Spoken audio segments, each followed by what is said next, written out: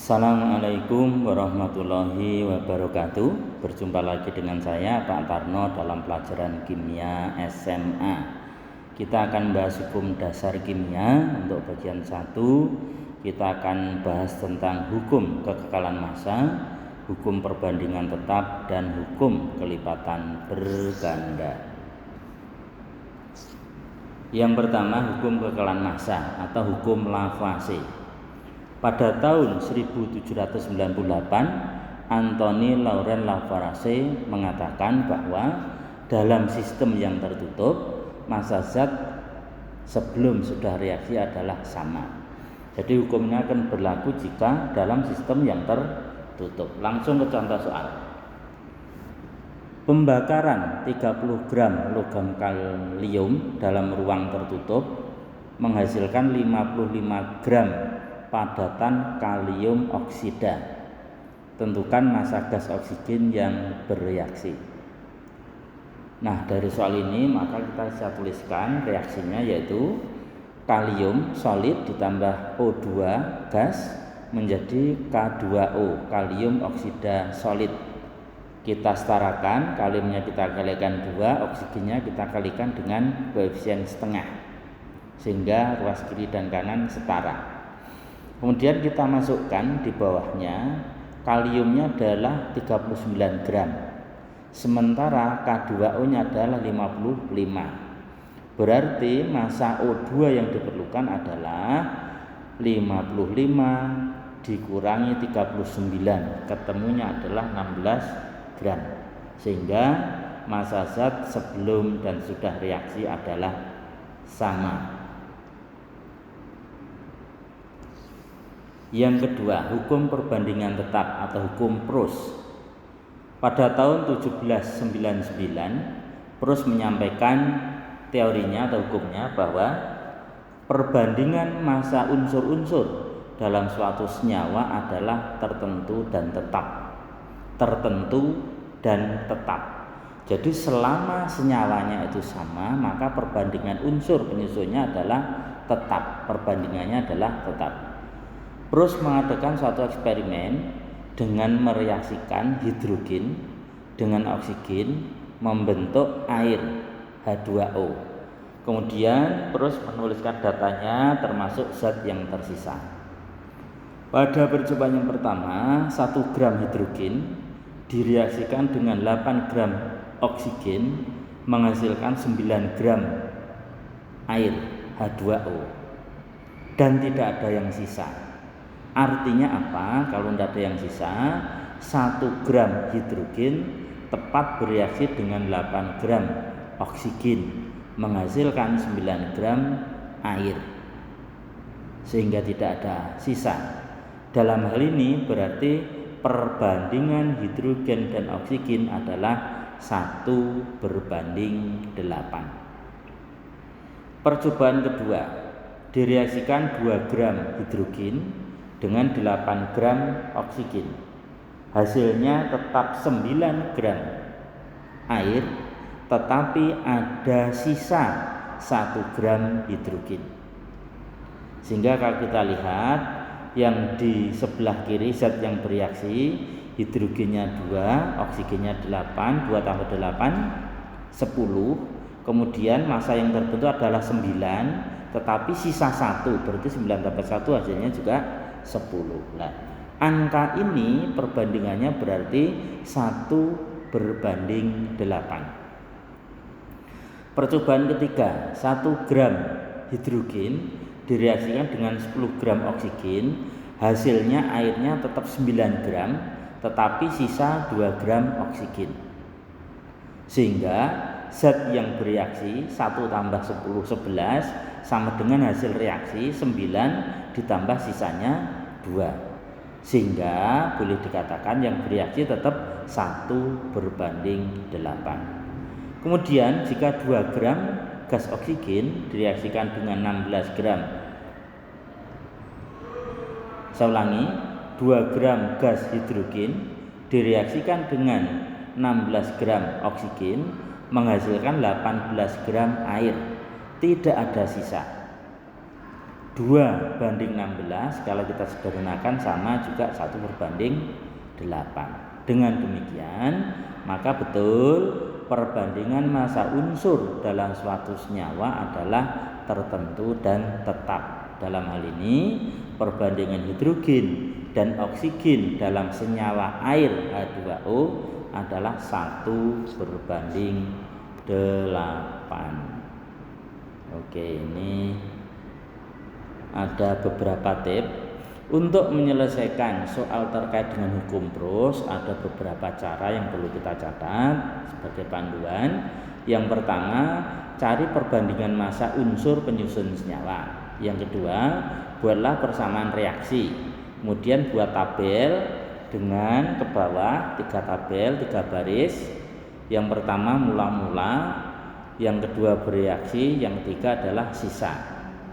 Yang ketiga, massa unsur yang diketahui ditaruh di massa zat mula-mula atau M. Lalu cari PP, yaitu pereaksi pembatas. Nah, PP ini bisa dicari dengan massa zat dibagi angka perbandingan, hasilnya yang paling kecil.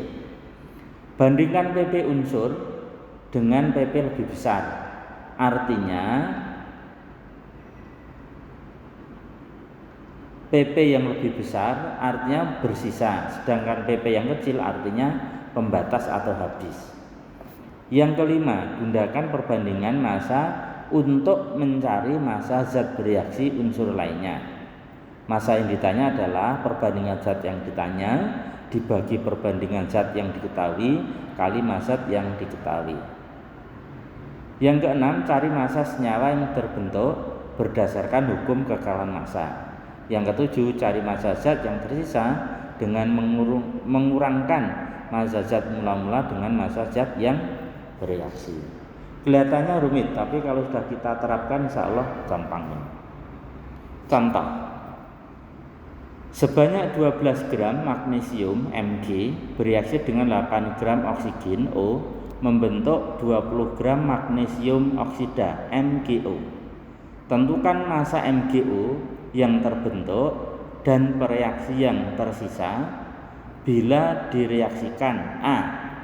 15 gram magnesium dan 10 gram oksigen. Caranya adalah kita cari dulu perbandingan massa yang bereaksi, yaitu Mg dan oksigen. Berarti massa magnesium banding massa oksigen MO sama dengan 12:8. Kalau kita kecilkan adalah 3:2. Oke. Kemudian kita tuliskan reaksi Mg ditambah O menjadi MgO. Terus kita buat 3 baris mula-mula, bereaksi, sisa MbS. Nah, Mg mula-mula adalah 15. Kemudian oksigen mula-mula adalah 10. Nah, yang terbentuk adalah 20 gram di dalam soal. Tetapi dalam hal ini yang terbentuk adalah jumlahnya 25. Maka kita harus mencari pereaksi pembatas. PP dari Mg berarti 15 dibagi dengan 3 perbandingannya. Ketemunya 5. Sedangkan PP dari oksigen adalah 10 dibanding 2, hasilnya juga 5. Karena PP Mg sama dengan PP dari O, maka dua-duanya habis. Sehingga terbentuklah 25 gram MgO. Nah, terbentuk 25 gram MgO. Kemudian soal yang kedua, yang B.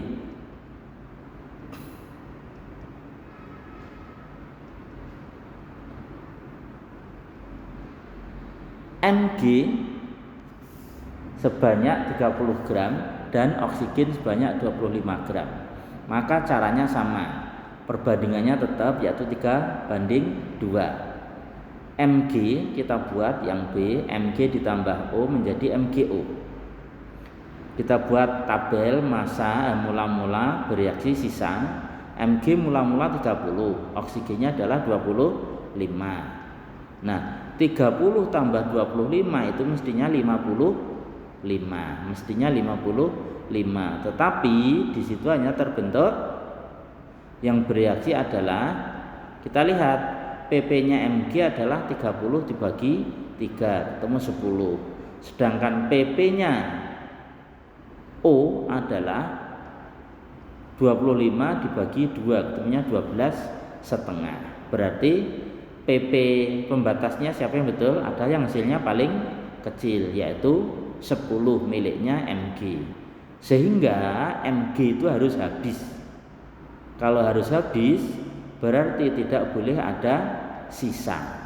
Kalau habis tidak boleh ada sisa, sehingga mula-mula 30 yang bereaksi 30, sisanya 0, itu untuk Mg.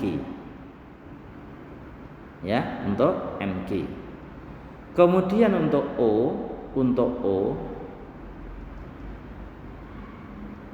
mula-mulanya ada 25, yang bereaksi O berapa? Kita hitung, perbandingannya O adalah 2 dibagi yang diketahui adalah 3. Berarti 2/3 kali 30, hasilnya adalah 10. Berarti O yang bereaksi adalah 20 gram. Sehingga sisanya 25 dikurangi 20, hasilnya 5 gram. Sehingga kalau kita lihat massa sebelum reaksi atau massa yang bereaksi adalah 30 ditambah 20, 50. Hasil reaksinya juga 50. Kan begitu, 50. Kalau tadi jumlahnya 55 karena memang masih ada sisa oksigen sebanyak 5 gram. Oke, gitu. Berikutnya soal yang ketiga, 20 gram magnesium dan 8 gram oksigen. Kita lihat, kita buat reaksinya, Mg ditambah O menjadi MgO. Mula-mula bereaksi sisa ke bawah. Mg mula-mula 20, oksigen mula-mula 8 gram. Nah, kemudian kita buat PP-nya Mg, berarti 20 dibagi 3 ketemunya 6, 2/3. Sedangkan PP-nya O adalah 8 dibagi 2 ketemunya 4. Berarti yang lebih kecil adalah yang 4. Sehingga oksigen sebagai bereaksi pembatas. Kalau pembatas maka harus habis. Kita lihat oksigen mula-mula 8, bereaksinya harus 8 sehingga sisanya 0. Paham ya? Nah, sekarang Mg-nya berapa yang bereaksi? Berarti Mg perbandingannya adalah 3 dibagi oksigennya 2 dikalikan massa oksigen adalah berapa tadi? 8. Hasilnya adalah 12. 3 kali 4 kan 12. Oke, berarti magnesium mula-mula 20 gram bereaksi 12 gram, sisanya adalah 8 gram. Sehingga kalau kita lihat massa sebelum reaksi 12 ditambah 8, hasilnya adalah 20 gram sebagai MgO hasil reaksi.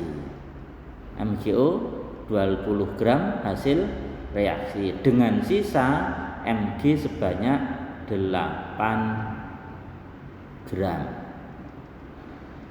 Oke. Oh, ya, salah arah. Oke.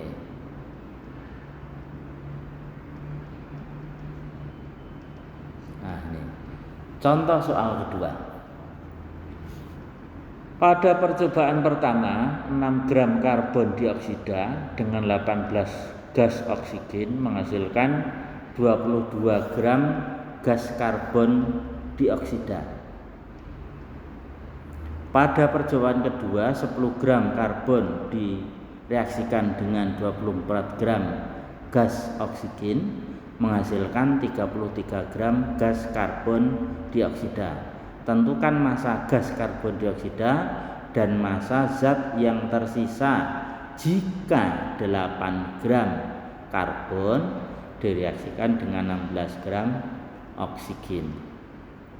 Oke, langkah pertama kita buat dulu reaksinya ya. Yang pertama, C karbon ditambah oksigen, gas oksigen O2 menjadi CO2. Kita buat tabel ke bawah 3 baris, mula-mula M bereaksi B dan sisanya S.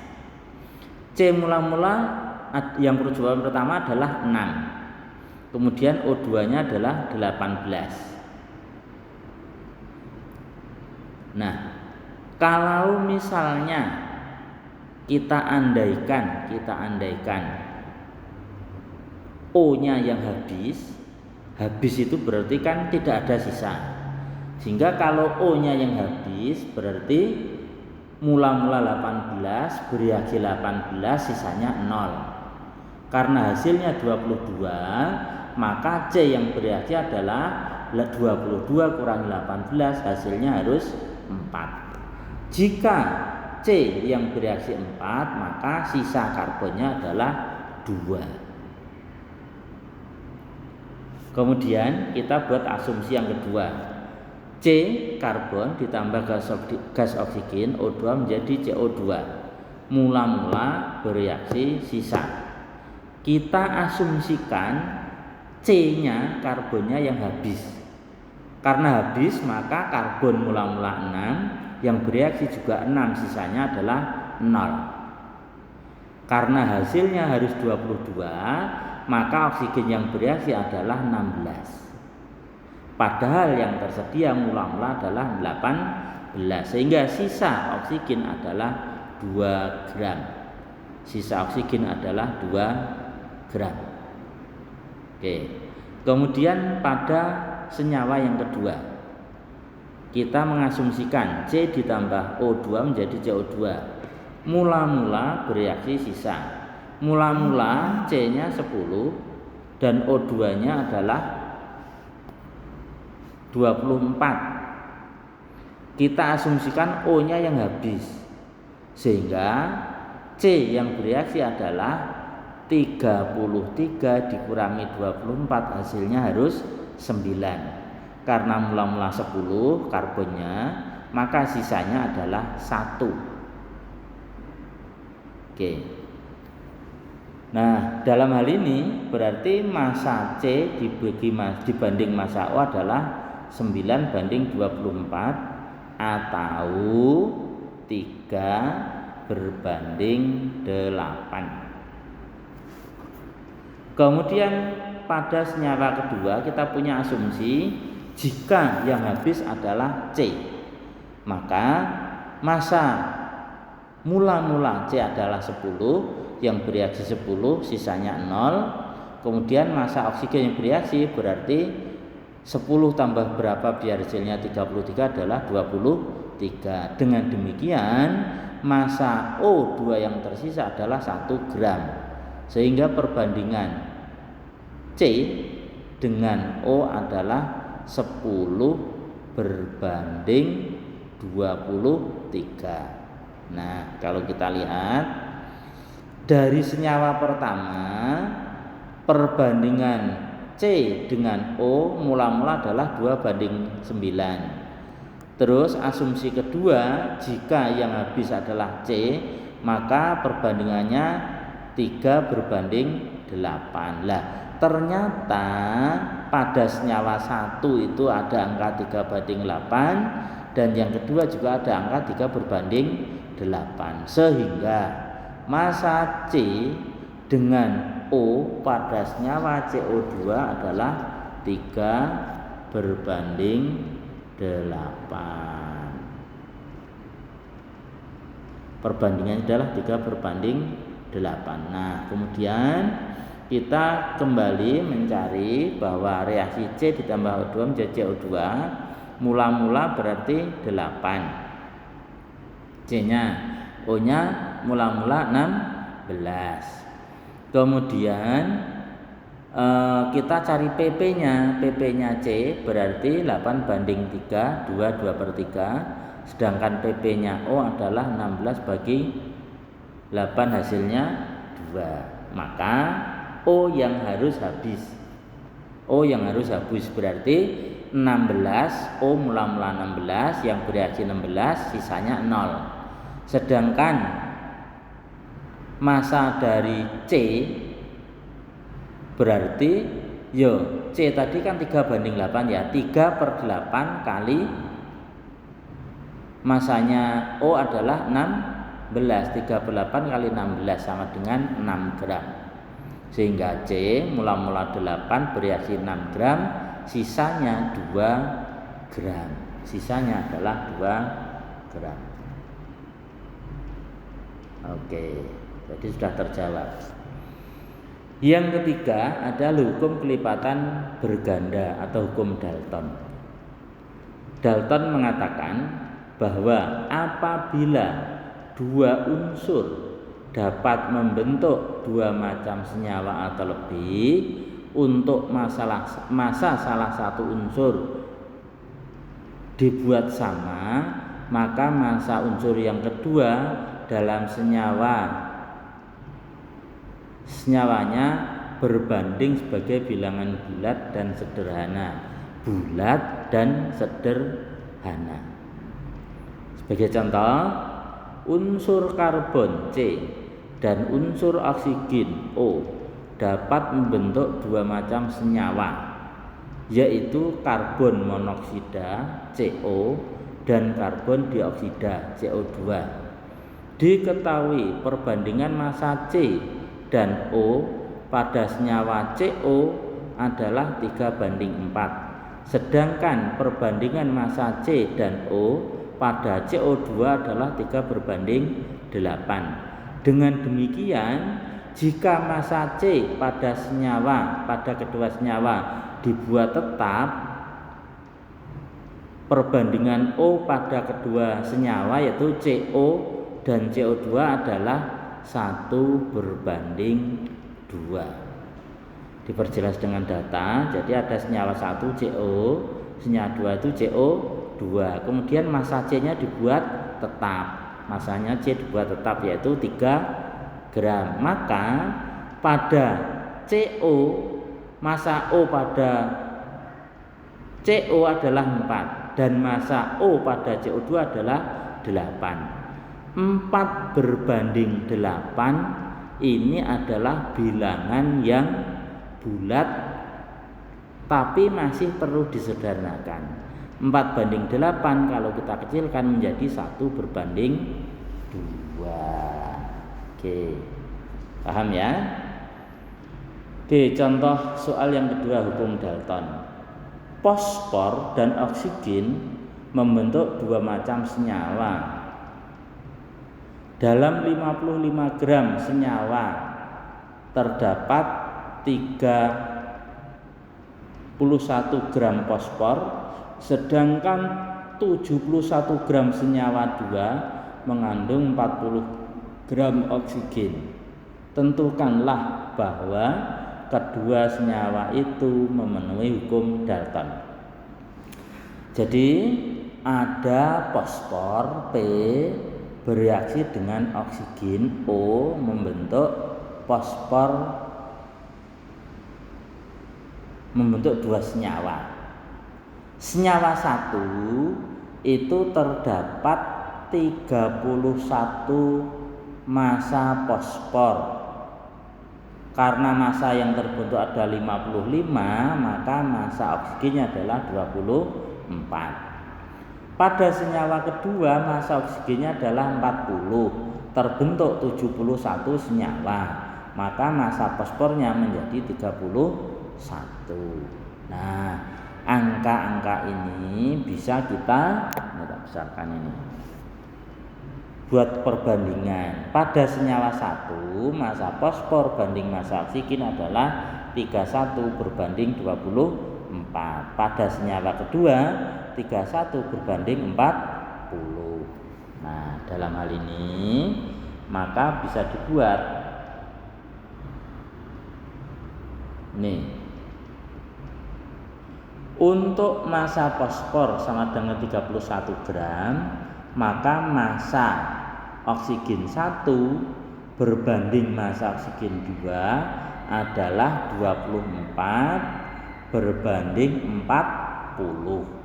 Kalau kita sederhanakan menjadi 3 berbanding 5. Oke. Jadi dalam hal ini pada senyawa 1 massa fosfornya 31, pada senyawa 2 massa fosfornya juga 31. Sehingga dalam hal ini massa fosfor senyawa 1 dan 2 adalah tetap. Maka massa oksigen pada senyawa 1 adalah 24, massa oksigen pada senyawa 2 adalah 40. Sehingga dibuat perbandingan sederhananya adalah 3 berbanding 5. Oke.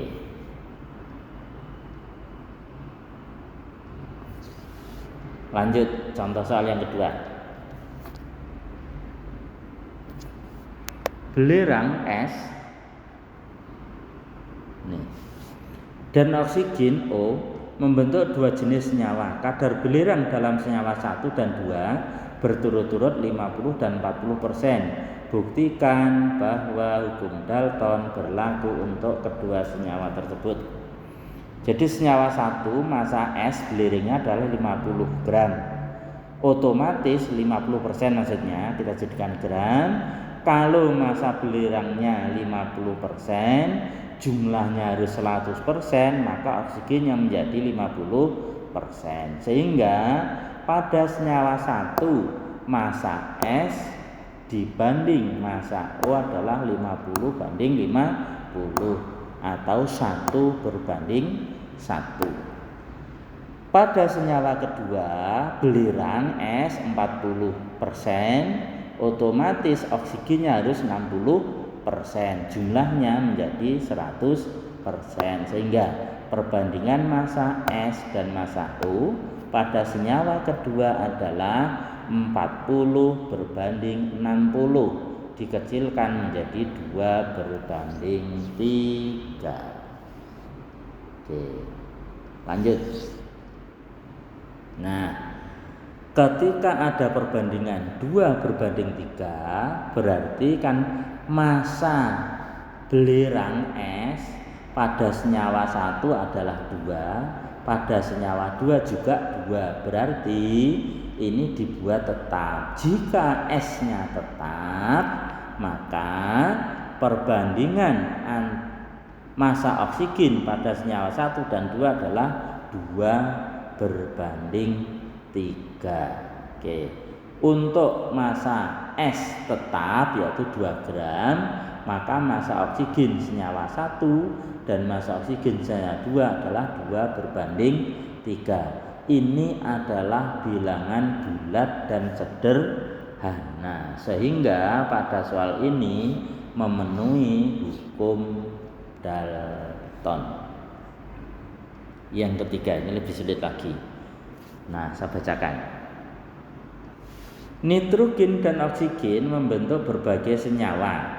3 diantaranya mengandung nitrogen masing-masing 25,93%, 30,43% dan 36,64%. Tunjukkanlah bahwa ketiga senyawa itu memenuhi hukum Dalton. Oke, kita buat tabelnya dulu. Massa nitrogen, massa oksigen, dan massa senyawa. Senyawa 1 massa nitrogennya adalah 25,93, senyawa 2 30,43 dan senyawa 3 adalah 36,84. Kita masukkan. Karena massa akhirnya harus 100%, maka massa oksigen pada senyawa 1 adalah 74,07, senyawa 2 69,57 dan senyawa 3 adalah 63,16. Nah, angka-angka ini kan semerawut koma-koma, maka bisa pakai bantuan kalkulator.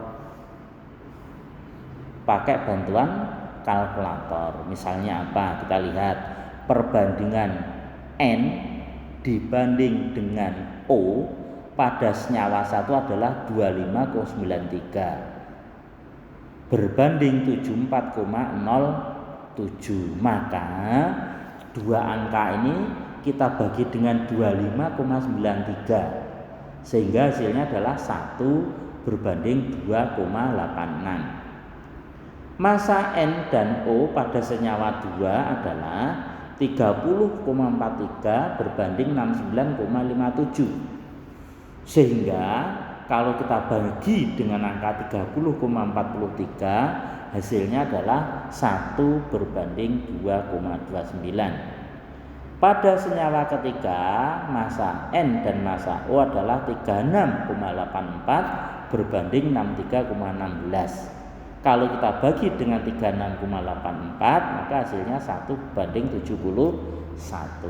Nah, dari sini yang saling lingkar merah kelihatan bahwa massa N sudah tetap, yaitu 1, 1, 1 pada senyawa 1, 2, dan 3. Kita tinggal menghitung massa N yang masih pecahan atau koma. Caranya bagaimana? Di situ ada angka 2,86, 2,29, 1,71. Masing-masing kita bagi dengan kita bagi dengan angka 1,71, angka yang paling kecil. Hasilnya adalah 1,69, 1,34 dan angka 1. Nah, ini 1. Berarti adalah massa oksigen pada senyawa 1, 2 dan 3 adalah 1,67, 1,34 dan 1. Kalau kita kalikan dengan angka 3 maka akan menjadi bilangan yang bulat dengan pembulatan.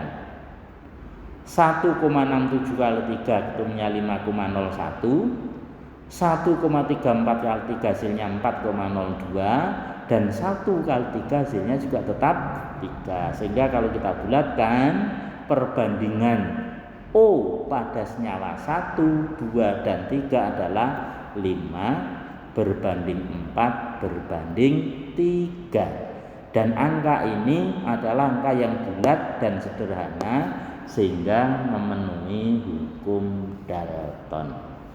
Demikian pembahasan untuk kali ini, semoga bermanfaat. Assalamualaikum warahmatullahi wabarakatuh.